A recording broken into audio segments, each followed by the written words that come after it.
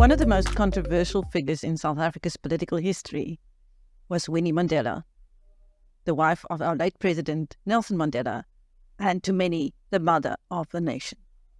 Today we speak to somebody who knew her really well, a former crime intelligence officer from the Apartheid era who met her after the transition. Welcome, Doc Pretorius. Thank you for the opportunity to tell the truth about Mama Winnie. How long did you know her for? Well, depends now until what date is the date that you're going to today, or not today. Recently will be 25 years. I met her towards the end of the 90s. Were you too close? Very close. As a matter of fact, to just illustrate you that how close we were, she wrote to me. She phoned me one day out of the blue about after 4 months that we haven't spoken to each other. She asked me to come over to her place, which I did, and then she handed over me the book 419 days. And she wrote in the book, "To my dear son Doc, from the first day we met, I knew I met the son I never had. Enjoy the reading about our painful past. God bless and all my love. Mama Winnie Mandela, 8/8/2013. I think that is quite yourself. Indeed. Was there a big difference between her public persona and her private persona? Absolutely. I think with any politician, when they go into public, they put up a mask. It is also like a rock star. It's a different person at home and it's a different person on stage. So she's got a stage personality. And she differentiated between that, obviously. What was she really like? She was definitely not a racist, as what a lot of people would think. Obviously, the media had to portray her in a certain way. And I think with discussions and with my interaction with her, it was very clear that the perception and the image that people might have formed about her is not the same as when you met with her. Now, you and her shared an interest in the triad of organised crime, intelligence assets, and corruption. How did that come about? Well, we were introduced. There was a structure that introduced us that was involved with investigating organised crime. And she indicated to them that she'd liked somebody to help her, and I was introduced to her as a result. What help did she want? Well, I think one of the things that she might have identified, and I'm not 100% sure, because it grows. You don't ask people why you want to meet and why you want to do and why you become the son of somebody. But one of the things that was very important for her, I was always speaking the truth to her.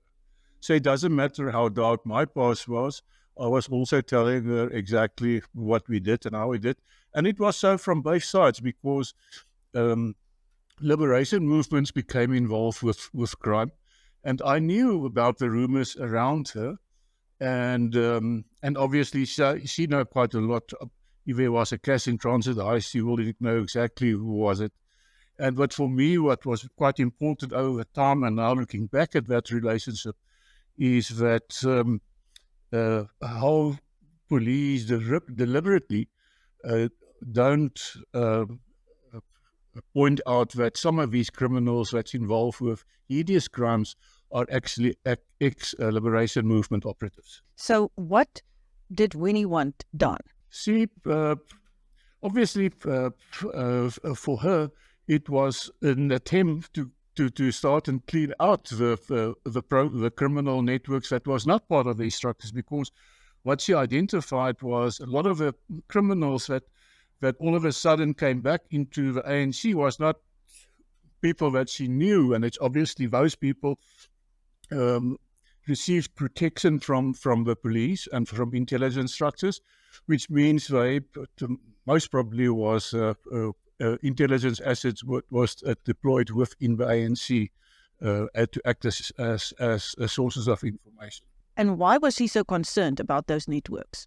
because it will destroy the ANC. And what you see today is a culmination of what she already saw 25 years ago. If one look at the situation of today of lawlessness. Lawlessness is a direct result of the situation in terms of what causes lawlessness. And because of the protection of criminals in the ANC by securitization apparatus, we're sitting with a problem of lawlessness today. How were those networks established? 40 years ago? Well, it was long before 1990. What I can tell you was that, for example, what we discovered was the Greek Mafia, the Portuguese Mafia, the Italian Mafia, the Triad, the Indian Mafia. All of them worked very closely as intelligence assets, key positions within that mafia structures.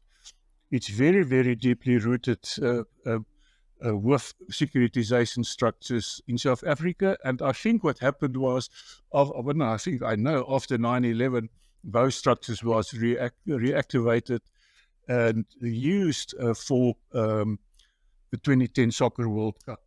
I became part of a counterintelligence operations from 2010 to 2016, managing the securitization structures behind the scenes. Can you just briefly tell us how the apartheid government used organised crime to inform on the ANC? Oh, very all the leading players were involved with it. For example, if one needs to differentiate and why it's very important to be able to understand these things if one wants to develop solid processes going forward. It's, for example, your Mandrax was usually Indian Mafia, as you will well know, involved with that drugs smuggling, and the whole structure of that was involved with securitization structures. The other one was the cocaine industry. The cocaine industry is run by the Greek Mafia, and they're very, very closely associated with the securitization structures as well. Up to today, there's not one operation against mafia structures in South Africa today. So are you saying that criminal organizations are allowed to operate with impunity because they are informers for the government? Now, securitization by nature was formed, and it's only became established a theory towards the end of 1990s, and it was referred to as those state apparatus that was created to fight so-called terrorism. Well, we can debate on that issue as well. One person's terrorist is another person's freedom fighter. The bottom line is that securitization identified that as a common denominator to look at terrorist groups. And it was a highly effective structure that was used during 2010. So they got a lease on life, a second lease of life. After 2016, we managed it until 2016. From 27, you can look at South African crime statistics when there was no operation mitigating these structures. From 27 to now, it just escalated out through the roof. So why do our intelligence structures from both governments have to rely on criminal organizations to get their intelligence? If you research terrorism, when it's well researched, I was actually one of the first people who presented a paper in 2010 on the unholy trinity, and that is the interrelationship between transnational organized crime, criminal terrorist groups, and corruption. So that is the unholy trinity, and that unholy trinity is protected by securitization structures. And that was what Winnie Mandela was afraid would destroy the ANC. She knew how big it was in the ANC. Now, if you look then at how many of those criminal networks are receiving protection from the state now, it is just mind-boggling that we still were able to survive, just so the resilience of a country. But I was informed confidentially that there's currently no operation to the networks that is behind these structures. But if you want to look at what's very interesting, there was recent a big heist or not heist, a big raid on Mandrax factory. 150 million rands worth of drugs found at that factory. But there's no kingpin. There's nobody. It's just the two people that... Now, people, we must be logical and honest with each other. It's obvious that people get protection. And then the same can say with the cocaine bust that took place. You remember the ski boat with 300 million or 300 kilograms of cocaine. Gee, guys, and there's not one person who was arrested who was sitting behind it. So yes, I think what happened was in the underworld, because I know are very well connected in the underworld, and some of them like to speak about the red telephone. Now, the red telephone is the one who's getting you get out of jail free ticket. So in the underworld, it's quite important for them to be able to pick up the phone and say, listen, leave me alone. And obviously, there's a lot of people. You will be surprised of how many known criminal elements in South Africa reports directly back to the formal structures.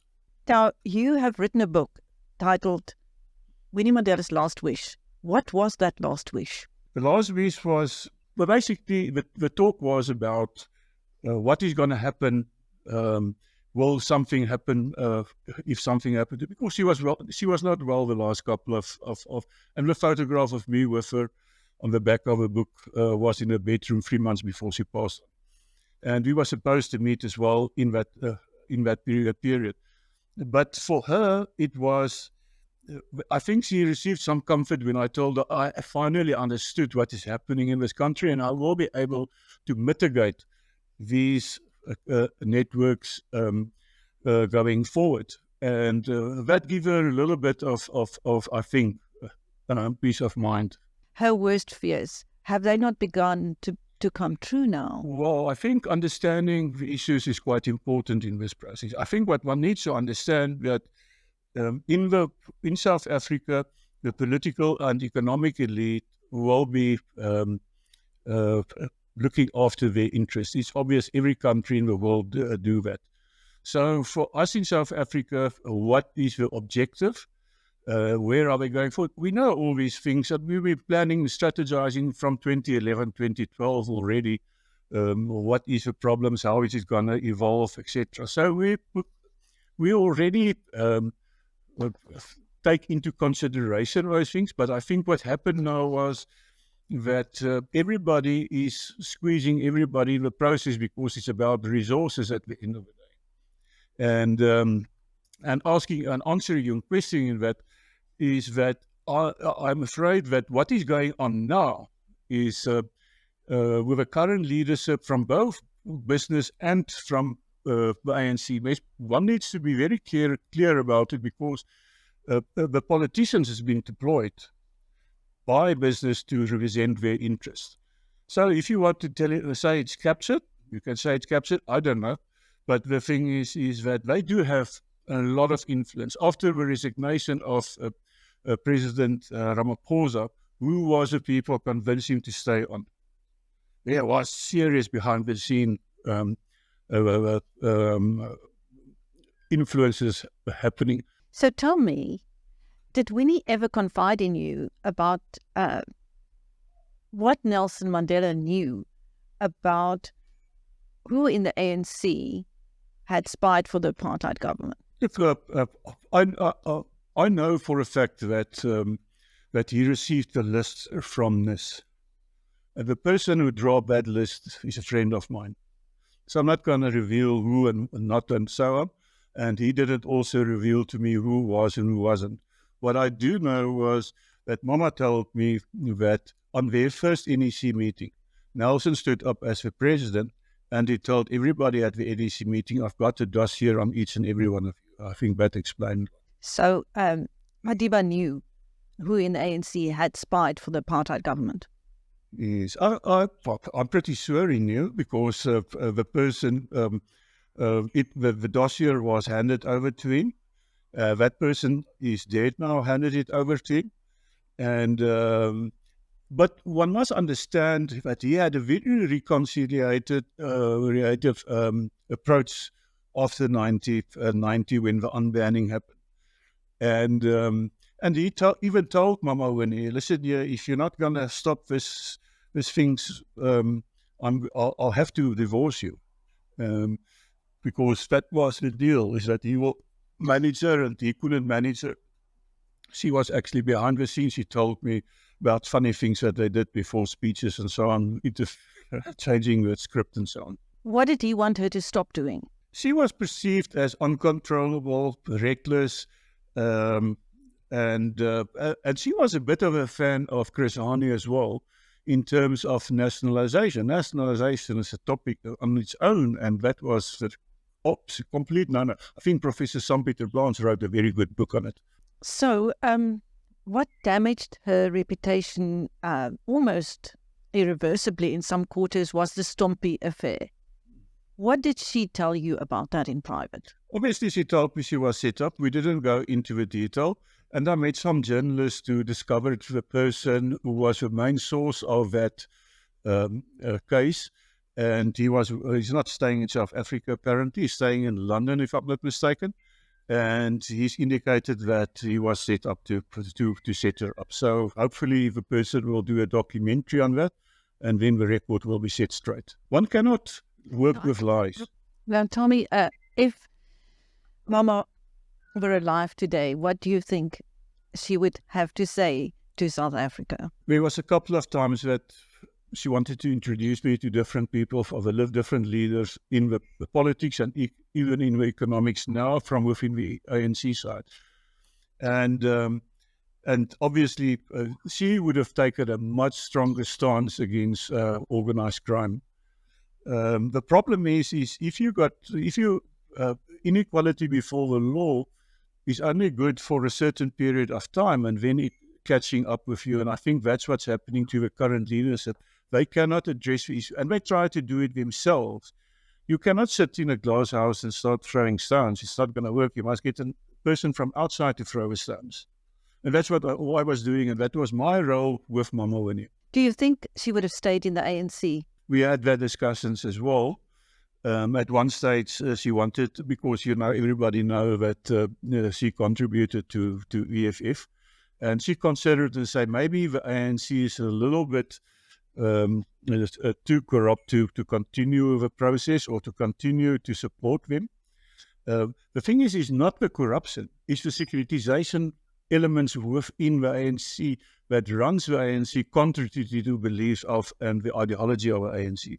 So yes, we did discuss it, but I think she decided against it when I showed certain things, documents and things to her regarding some of the structures that she wanted me to introduce. So she realized that most of the people, if not everybody, were compromised. And you're talking about the structures she could have joined or might have wanted to join. Are you talking about those now? Well, the thing is, it doesn't matter where she turned, and it's all been compromised. So the thing is, it's really that bad. So you have to start somewhere, and that's one of the roles that I had, was because I was an outsider. I was not, and I was objective and I was honest. She wanted to use me to mitigate, and we mitigate for 6 years during the Zuma period. I think Zuma was not supposed to stand the second term. Zuma, actually, she introduced me to Zuma when he was deputy president with Thabo Mbeki. And do you remember the Cosa Nostra?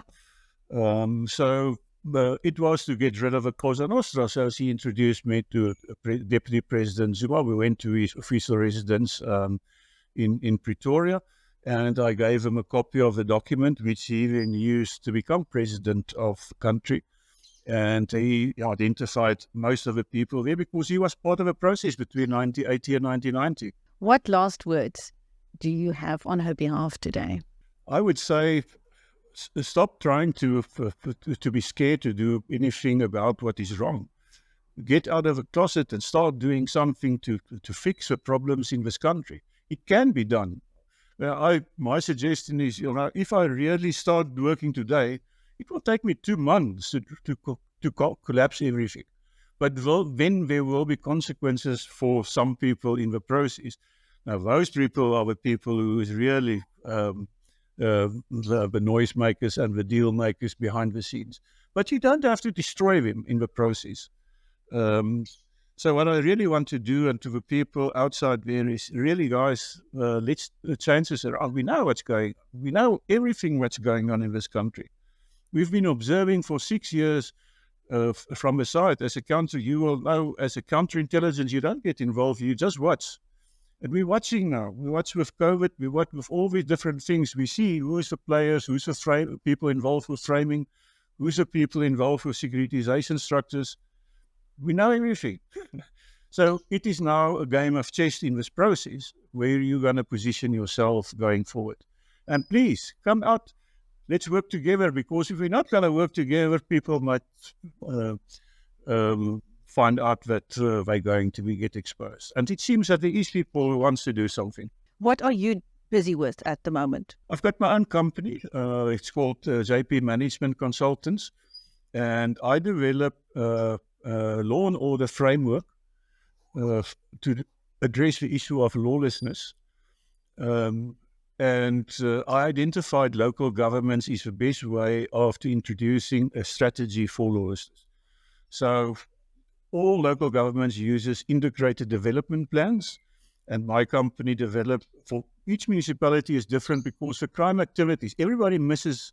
But if you want to look at this thing, you must look at the crime activities and what crime activities is involved in a certain area or a certain municipality, and what and that will indicate to you which illicit economic activities will be present in that, and then you can start addressing it. And it's deeply, deeply, deeply rooted. Some people will say, no, we don't talk about liberation movements anymore. We talk about anti-government forces. So it is deeply, deeply, deeply, deeply rooted. And that's what I address. I mitigate that. Thank you. That was Doc Pretorius, a former crime intelligence officer who has written a book titled Winnie Mandela's Last Wish.